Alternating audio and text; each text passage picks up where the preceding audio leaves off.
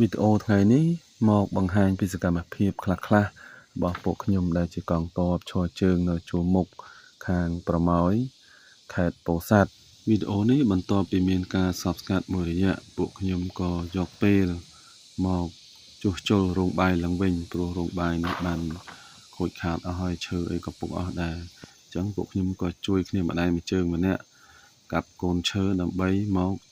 ជួសជុលធ្វើឡើងវិញហើយនៅក្នុងវីដេអូនេះក៏មានការដំណើរកម្សាន្តរបស់គ្រួសារខ្ញុំផងដែរខ្ញុំក៏បានផ្តិតយករូបភាពនិងទេសភាពស្អាតៗនៅក្នុងស្រុកវាលវាងខេត្តពោធិ៍សាត់ជូនបងប្អូនមើលលេងកម្សាន្តផងដែរតោះទៅទស្សនាវីដេអូពេញទាំងអស់គ្នា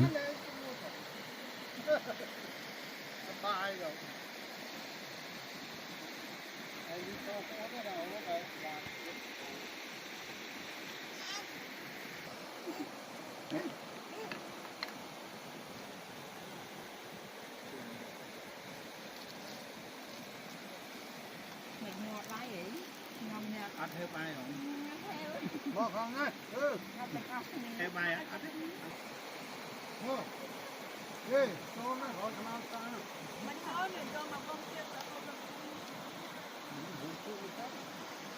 នេះញ៉ៃឡងតា